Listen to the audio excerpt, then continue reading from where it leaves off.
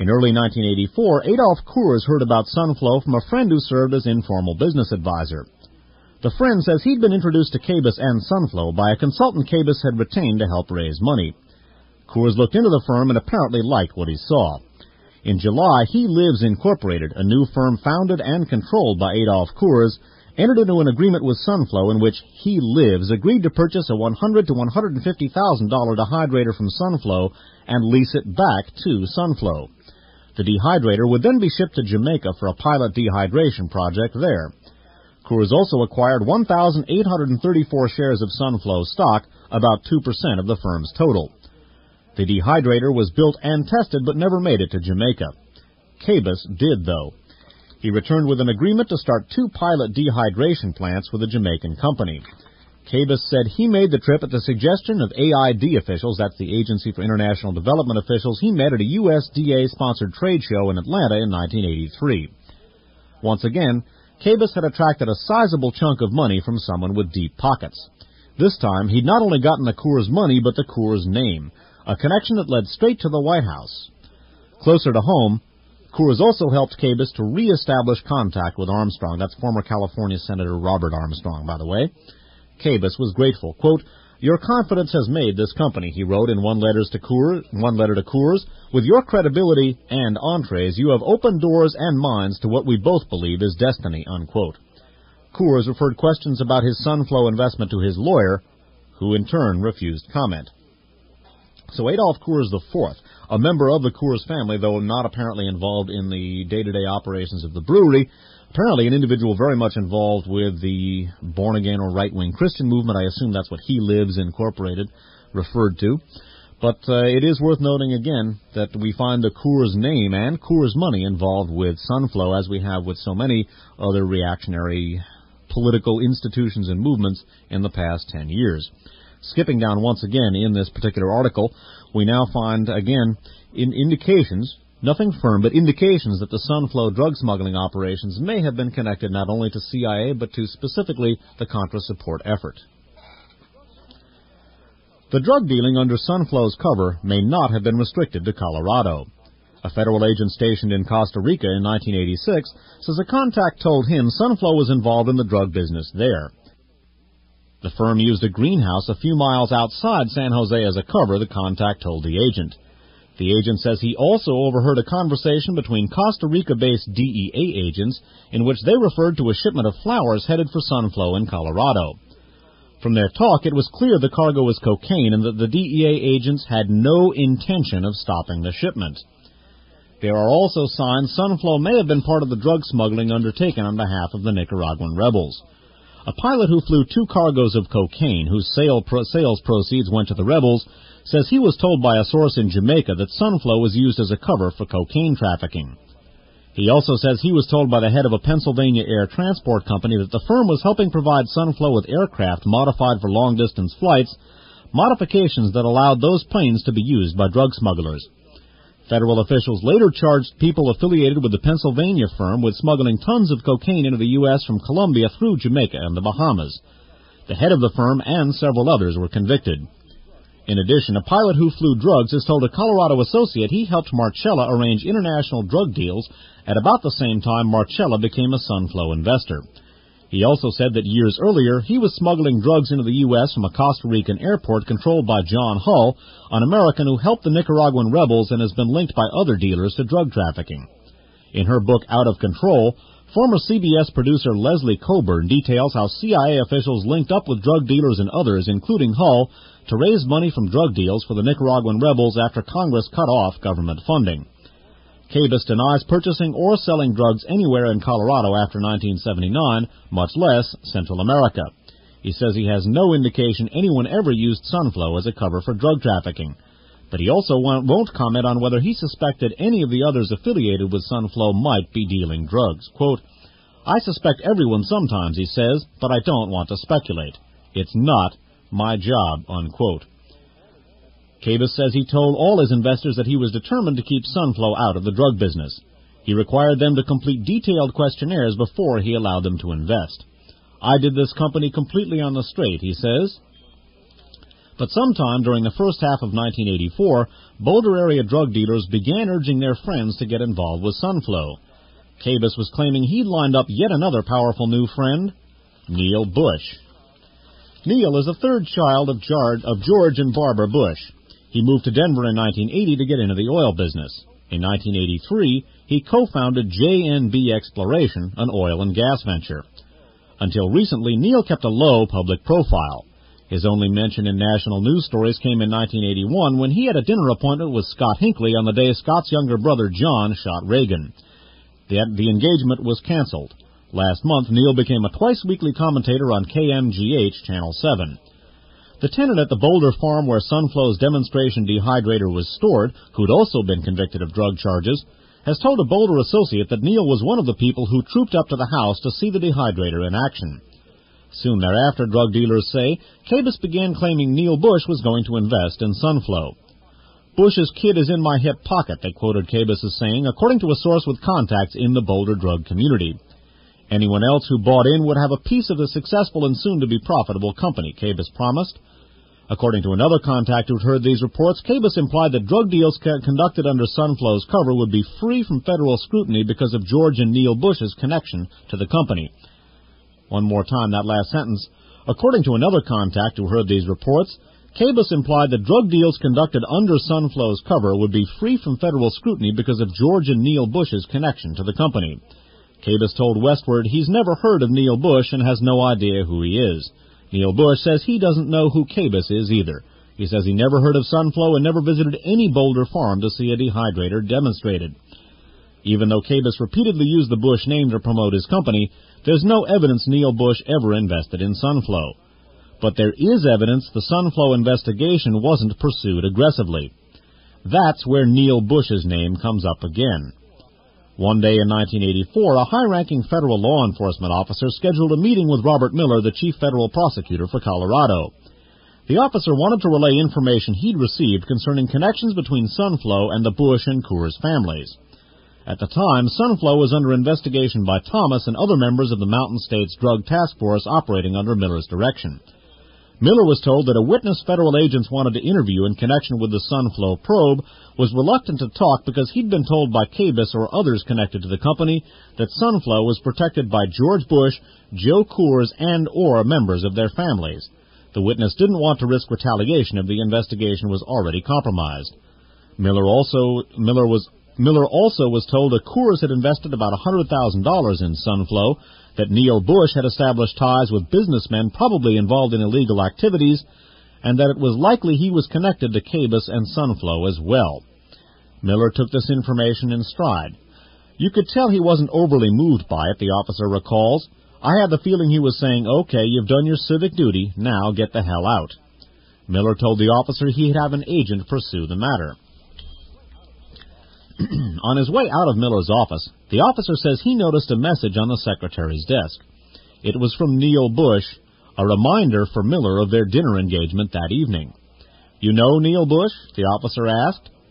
Sure, Miller replied, I know him well. Miller said he socialized with the younger Bush regularly and considered him a good friend. They'd go hunting together every now and then, he'd said. The officer says he was surprised Miller never suggested there might be a conflict between his friendship with Bush and the investigation involving Cabus and Sunflow. His surprise turned to suspicion when no DEA agent or federal prosecutor ever contacted him or his source. It seemed his incredible charges were being intentionally ignored, he says. The federal probe of Sunflow The federal probe of Sunflow Associates continued, eventually resulting in the indictments of Marcella and Murch, among others. By the way, Murch, as well as the aforementioned Tuft, among the relatively minor associates of Marcello Cabus. William Marcella is one of his major associates, one of his L.A. links. But the reluctant witness never did testify, and there haven't been any new charges since 1984. Although he became the point person in the investigations, Thomas never received some of the information available on Sunflow. He was never told Adolph Coors was a Sunflow investor, Thomas says, although Coors' investment is clearly listed on Sunflow records. Nor did Thomas know about the report delivered to Miller that George Bush was connected to the firm, and that Neil Bush probably was, too. Miller never told him about that, Thomas says. Quote, If there was relevant information, I would have expected someone to tell me about it, Thomas says. It's difficult to determine how information about the connections between Cabus, Sunflow, Coors, and George and Neil Bush would have affected his investigation, Thomas says. At the very least, he would have been more alert to signs of political interference. But by accident or design, Thomas was kept in the dark. The investigation was seriously handicapped in other ways, too. No DEA or FBI agent talked to the Sunflow executives who helped run the firm, then became disenchanted with Cabus and left the company. If they'd been interviewed, they might have provided evidence of illegal activities. Thomas says he considered interviewing Sunflow executives, but by the time the company emerged as a focus of the probe, he'd already developed doubts about whether it was worth pursuing the matter. The legal question over the state wiretap was never resolved, and the DEA wasn't cooperating. There were other important cases that needed his attention. I had 10,000 leads, but no gripper, he says. I got tired of the case, and I wasn't sure I could put it together. Nevertheless, Thomas says he was convinced, and still is, that Sunflow wasn't created to market a dehydrator. I never believed it was a legitimate business, he says. I always believed it was a drug front. And again, the fact that the fellow Robert Miller, who was head of the Mountain States Drug Task Force, which was charged with investigating the Sunflow case, and which received information linking both Joe, not just Adolph Coors, this is where the confusion arose in my mind, the information that Joe Coors may have even been involved in this. The same individual, unnamed informant, provided information that George and Neil Bush were connected to this. Interestingly enough, Neil Bush was not only friendly with Robert Miller, but the agent who was helping to communicate with Robert Miller noticed that Neil Bush was scheduled to have dinner with Robert Miller on that, or very shortly. The name Arthur Fletcher is an interesting one, too. I recall that's the black Republican who accompanied Bush on the diplomatic tour to Africa in 1982. He was one of the people first involved in helping to promote Sunflow, and his name has cropped up in the news recently. Specifically now, reading from the San Francisco Chronicle from Saturday, February 24th of 1990. This is an AP story datelined Washington and headlined, Bush chooses GOP moderate to run embattled rights panel, and reads in part as follows. George Bush yesterday selected Arthur Fletcher, a black Republican moderate who worked for some years in Northern California, to be chairman of the Civil Rights Commission. Fletcher's first assignment will be to reinvigorate the embattled commission, said Bush spokesman Marlon Fitzwater, adding, quote, we think they can do a better job, unquote. Fletcher, 65, runs a consulting business in Washington. An early black supporter of Bush's, he has served in 3 previous GOP administrations. Bush sought to give him the post nearly a year ago, but the panel chairman, William Allen, at the time declined to resign, although he has since done so. The commission has been under mounting criticism from civil rights groups and Congress, stemming from a series of positions it adopted during the Reagan administration, including opposition to affirmative action programs. Skipping down in the article, Fletcher, a prominent Republican in the District of Columbia, ran for mayor against current mayor Marion Barry. Well, it's interesting here, too, because apparently the Bush-Fletcher relationship is ongoing. And it's also interesting, too, that he challenged, that is to say, Arthur Fletcher had challenged Marion Barry for the mayoralty position of Washington, D.C. Now, of course, Marion Barry has recently come into national focus because he was busted for possessing and smoking crack cocaine, and certainly that's not an activity I sanction.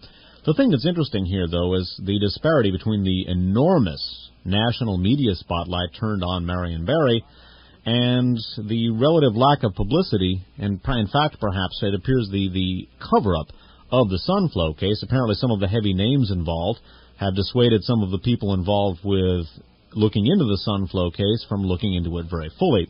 Whether or not, as there are possible indications, the Sunflow case turns out to connect up with Contra-related drug smuggling activities, certainly it's an interesting case, and I think there certainly appear to be many more questions to be answered than have been answered so far. I think it's worth noting the glare of media attention on Marion Barry and the relative lack of scrutiny given the Sunflow case and, in turn, Arthur Fletcher. I'm not in any way claiming Arthur Fletcher is guilty of drug smuggling activities or other criminal activity, but at the same time, I'm not at all satisfied by the disclaimers given by all of the principal figures involved, including Arthur Fletcher, and I think there are some serious questions for Arthur Fletcher and others to answer about their involvement with the Sunflow case. And it's tragic that the national media do not pursue the Arthur Fletcher Sunflow connections as avidly as they pursue the Marion Barry connections. Perhaps ultimately we'd find that Arthur Fletcher may have been connected with the supply side end of this particular economic situation, whereas Marion Barry was involved with use. Food for thought, grounds for further research. One of the things that's so interesting to me about the Sunflow case and why I've gone into it, and why I think there are some questions that need to be asked about Neil Bush, about the possibilities of connections between Sunflow and some of the Contra-related drug smuggling activities, is that, again, the questions of possible relationship between the CIA and the Silverado Savings and Loan failure. Neil Bush has been implicated in the failure of the Silverado Savings and Loan. I think there are some very serious questions to be answered concerning the possibilities of a Silverado-CIA Sunflow connection. Not something, obviously, that we can state ipso facto at this time. At this point, though, it is only a possibility, but it certainly seems a reasonable possibility and one that needs to be investigated. We're going to take a short musical break now, and then we're going to come back with some interesting information about General Noriega, about some of the connections between some of these activities and General Noriega, the drug smuggling case, and, again, the CIA SNL case. And looks to me, just from the way the time is going, that we're going to have to resume this particular case again either next week or the following week, depending on whether we go again with archives next week. But I don't think, given the material that we've got left, that we're going to be able to finish up this particular archive show this evening. We're going to take a short musical break, and then we will come back with more information. All righty, good evening. Welcome back once again to the prepared portion of One Step Beyond. And indeed, tonight is going to be all prepared. I think next week we will conclude the broadcast for this evening, because I'm definitely not going to be able to get all of the archival material into the archives tonight. So we will conclude the CIA and the SNL scandal and some of its related connections next week. Now, one of the reasons why I'm asking the question about the possibility of involvement of the Silverado Savings and Loan with the CIA, and in turn with Neil Bush, and that whole scandal, that is to say the CIA-SNL connection and the failure of Silverado Savings and Loan, and that would appear to be implicated, that would appear, I should say, to be the implication of the February 4th, 1990 Houston Post article. Again, I'm asking the question about the possibility of relationships between Neil Bush, Silverado Savings and Loan, the failure of the Silverado Savings and Loan, and the CIA connection to the SNL scandal. In turn, I wonder, I'm not saying there are connections, but I wonder, on the basis of the information that we have, whether those in turn might connect up in some way with both the Sunflow case, in which Neil Bush's name is implicated. Of course, he claims innocence, everybody else claims innocence, but equally, obviously, the investigation has been less than vigorous. There are also indications, of course, that the Sunflow case may connect up with Contra-related drug smuggling activities. It's why I asked the question about these two Colorado cases, the Silverado Savings and Loan case and the Sunflow case out of Boulder, because the Sunflow case does appear to involve some of the major Republican potentates in Colorado, and it also touches on the Bushes, also obviously touches on Mr. Arthur Fletcher. Now, the Colorado drug smuggling connection is a very, very big one at this particular moment, and it's looming also in the forthcoming trial of General Noriega in Panama. And as we looked at in the December Surprise 89, my analysis of some of the factors involved in the U.S. invasion of Panama, that invasion was connected in no small way to the cover-up of the Iran-Contra scandal. That was by no means the only or even the primary motivation, but it was one of the major factors.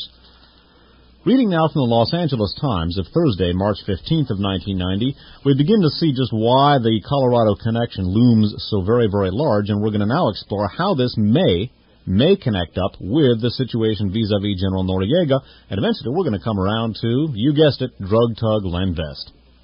Again, front page, Los Angeles Times, Thursday, March 15th, 1990. This is an LA Times story, dateline Washington headline, Drug Runner's Testimony Key to Noriega Case. Prosecutors in the Miami drug trafficking case against Manuel A. Noriega are counting on important testimony from a secret witness who has spent more than a decade alternating between drug smuggling and undercover work for U.S. law enforcement and intelligence agencies.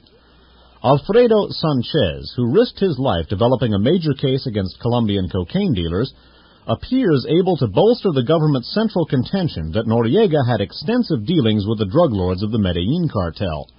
So far, Sanchez is a mystery figure in the Noriega case. His name does not appear in court documents in the case, and defense attorneys said they had never heard his name in connection with the case. Prosecutors in Miami refused to acknowledge his involvement in the case, presumably out of concern for his safety. Weighing the value of Sanchez's testimony is difficult because of the secrecy, and most records naming him have been placed under court seal. But records contained in a related case file in Denver portray Sanchez as a highly paid government informant who met with drug barons in Colombia on a dangerous undercover mission. Those last two sentences again. Weighing the value of Sanchez's testimony is difficult because of the secrecy, and most records naming him have been placed under court seal. But records contained in a related case file in Denver portray Sanchez as a highly paid government informant who met with drug barons in Colombia on a dangerous undercover mission. A source who has had extensive conversations with Sanchez said the informant also met personally with Noriega while working for the Drug Enforcement Administration. Court records provide no hint of a direct meeting with Noriega, and efforts to confirm that assertion were unsuccessful. Records available in Denver and interviews, however, do provide the outline of Sanchez's key role in the Noriega case, as well as a vivid portrait of his life as an undercover informant for the DEA, the military's Defense Intelligence Agency, and even the super-secret National Security Agency. Noriega is charged in federal indictments in Miami and Tampa with protecting drug traffickers and facilitating money laundering. The Miami case is scheduled to go to trial first in November. Much more is at stake than Noriega's own fate. A conviction would help the Bush administration justify its December invasion of Panama, which succeeded in its goal of forcing Noriega out of Panama to face trial in the United States. A source familiar with the case against Noriega in Miami described Sanchez as, quote, a very valuable witness, unquote, with access to sensitive information about Noriega's relationship with Colombian drug lords. That assessment was supported at Sanchez's sentencing on drug charges in June of 1988 by Richard D. Gregory, Gregorie, the former assistant U.S. attorney who put together the Noriega indictment in Miami. Sanchez had pleaded guilty to importing 80 kilograms of cocaine from Colombia to Miami, and Gregory appeared at the sentencing to describe Sanchez's cooperation in a bid for leniency. This particular defendant, Your Honor, is providing information and other evidence which will allow us to explain a great deal of the conspiracy, which was sort of a blank spot in the Noriega case, Gregory said. There are a number of facts which were essentially not clear because there was no testimony.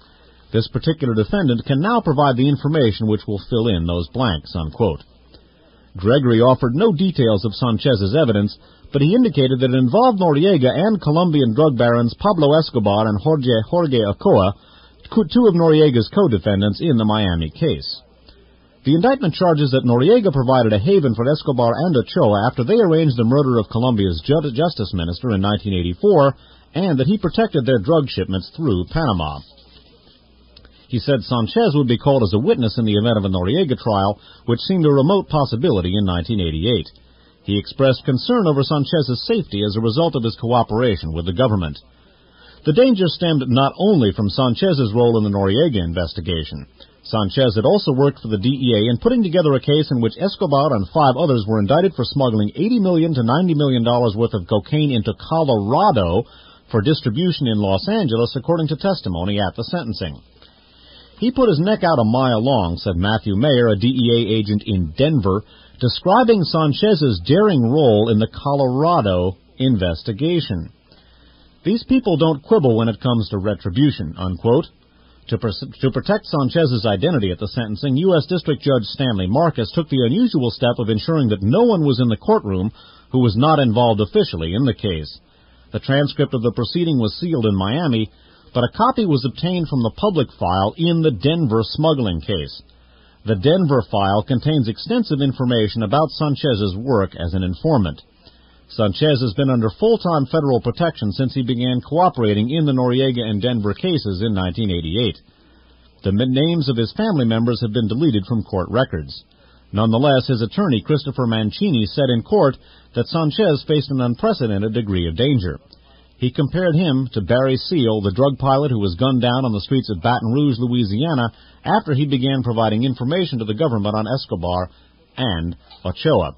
Well, of course, as we've looked at in the past, both in our Iran-Contra series, specifically a Radio Free America show number 29, and we came back to it in a big way in the December Surprise 89, the miscellaneous archive show dealing with the invasion of Panama. Barry Seal was not only a key player himself in the CIA's Contra-related drug smuggling activities, but also his plane, the one he had used, was the plane that Eugene Hassenfuss was shot down in to kick off the entire Iran-Contra scandal to begin with. Now, again, I don't know what the Denver case is, and quite clearly this case is wrapped in secrecy. I don't know what the Denver case is, but again, the question I'm asking is, what possible relationship is there between the CIA connection to the Silverado savings and loan failure, as yet largely unexplored by the Houston Post?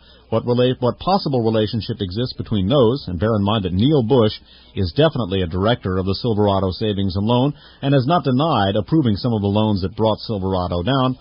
What possible connections are there between the Silverado savings and loan failure and Neil Bush, the Sunflow case with its possibilities of Contra-related drug smuggling activities, the connections to the Bush family there, and this Denver case in which Alfredo Sanchez has played such an important part?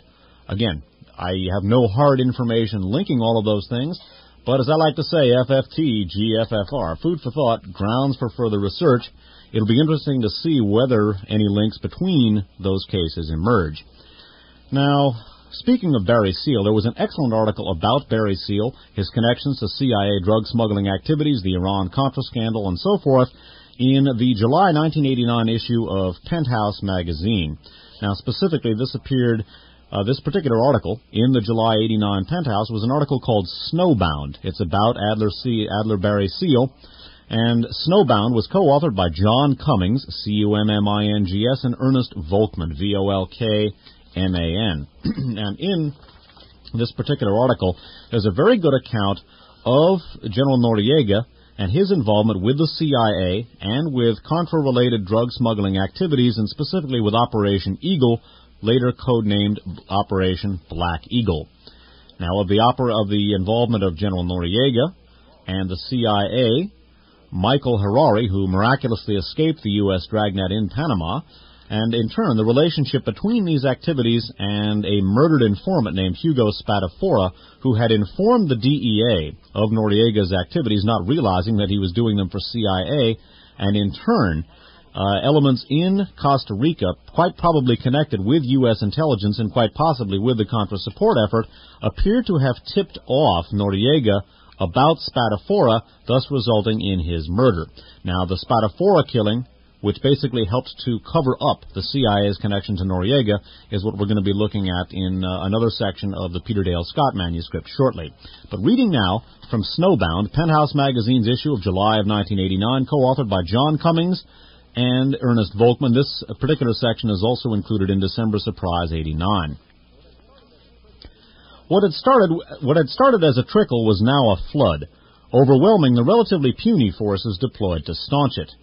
But the flood would get even worse, because the American government was about to go into business with the drug traffickers on a large scale. It began in the mind of then CIA Director William Casey. As Casey saw the problem, the Soviet Union was about to establish a Central American beachhead via the Sandinista government of Nicaragua. The only solution was to therefore eliminate the Sandinista regime.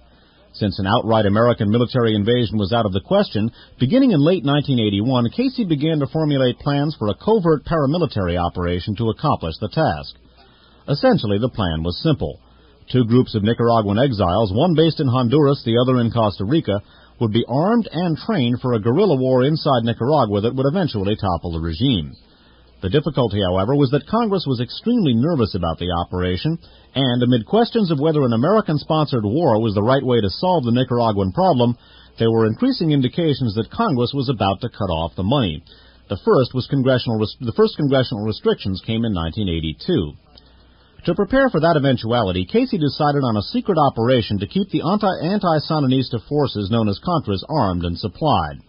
With a need for strict secrecy in order to circumvent the law, Casey set about creating an operation that could not be traced back to the CIA. Codenamed Eagle, later Black Eagle, the operation went forward through an essential Casey contact, Misha Mike Harari.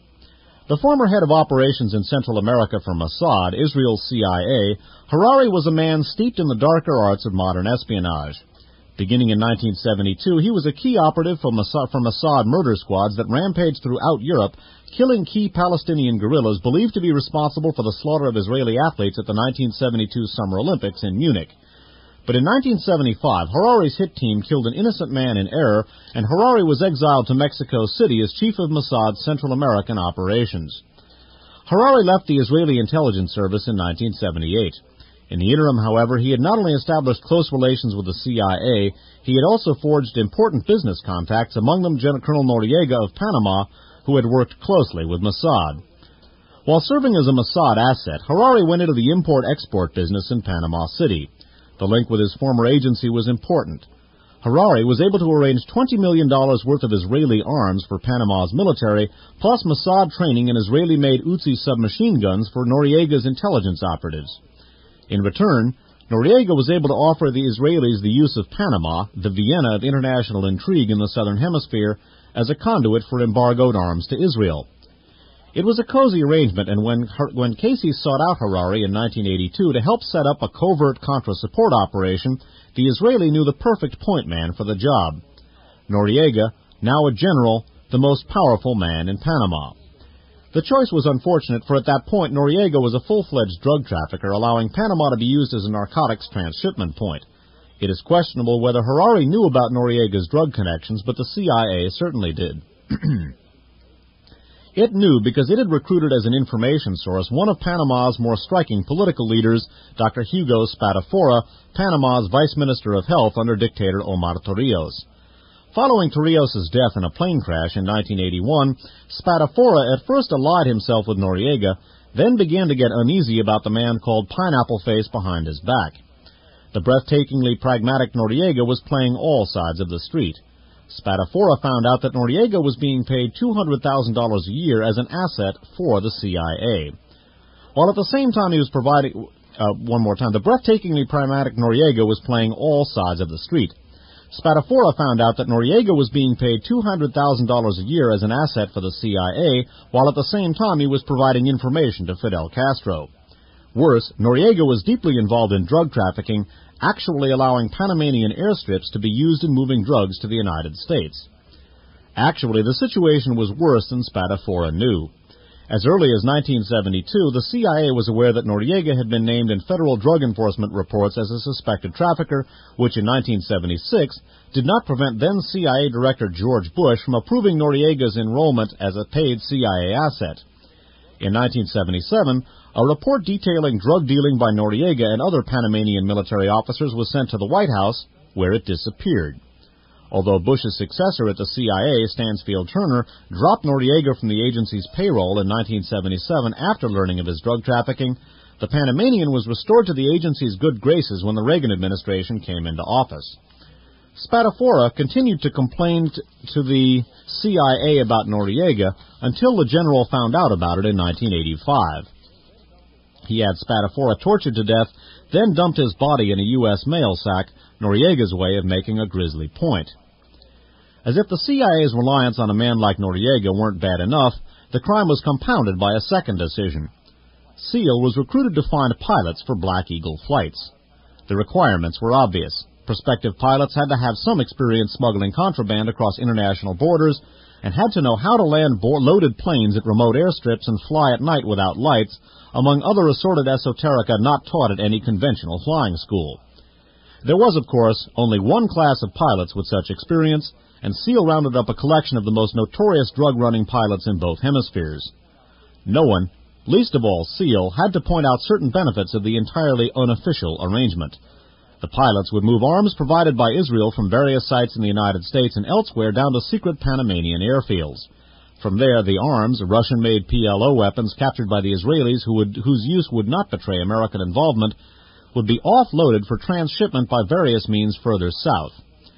Instantly grasping that drug pilots would be sitting in cockpits of empty planes for the return flights, Noriega alertly filled the void by arranging for them to carry narcotics.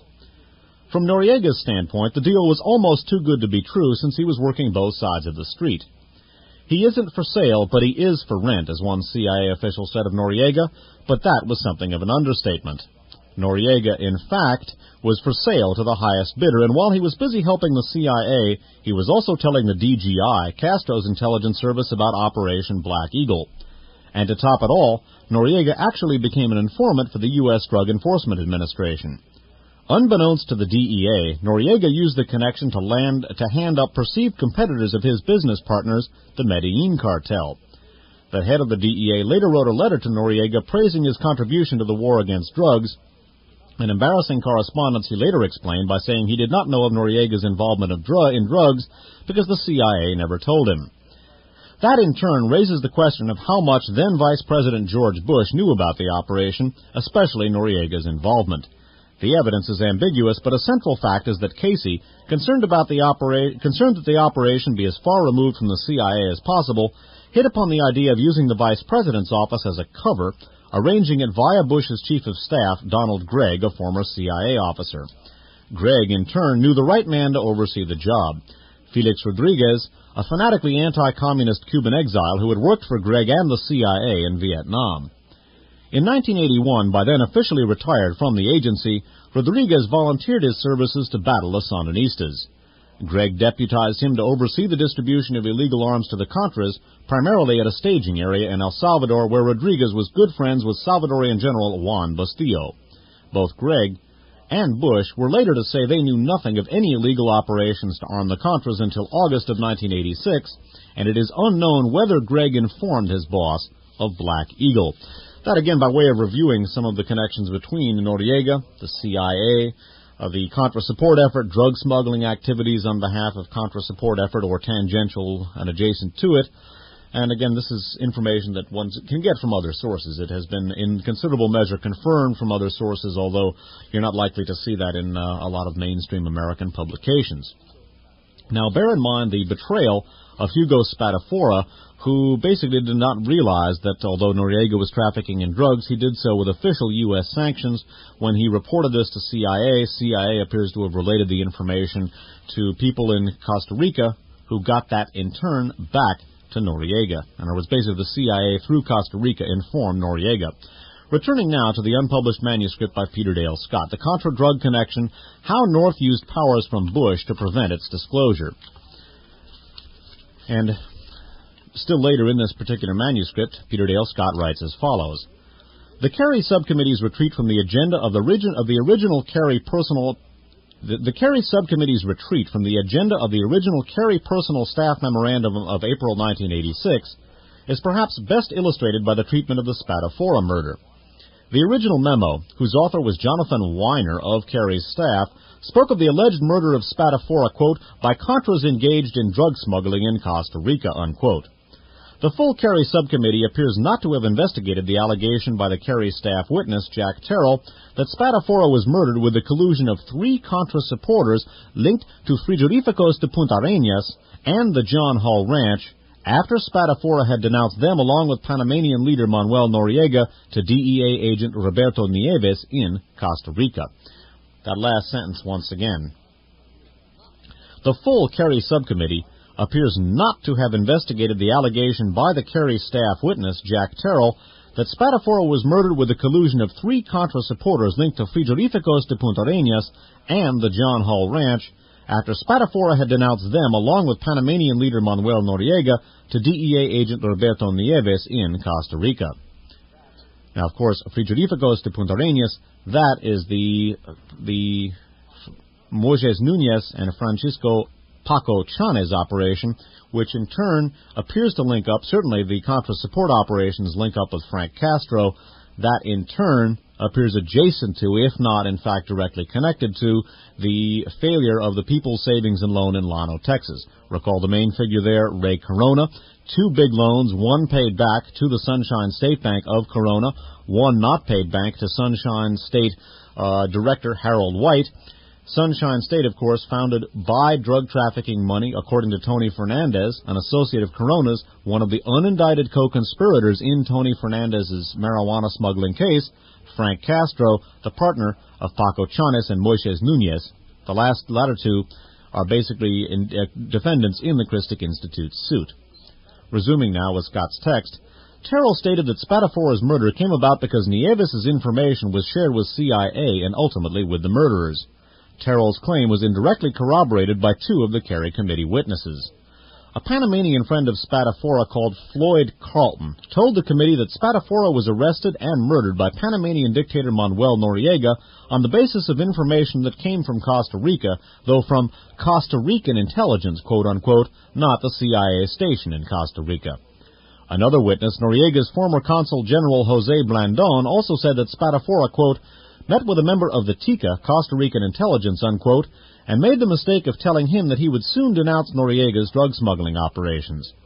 He also testified that initially Noriega was able to blame the Spatafora killing on the left-wing FMLN of El Salvador thanks to a witness, quote-unquote, who was, quote, obtained through the CIA operating in Costa Rica, unquote. The Terrell story of Contra and Costa Rica's CIA involvement in the Spatafora killing was an allegation of the highest significance.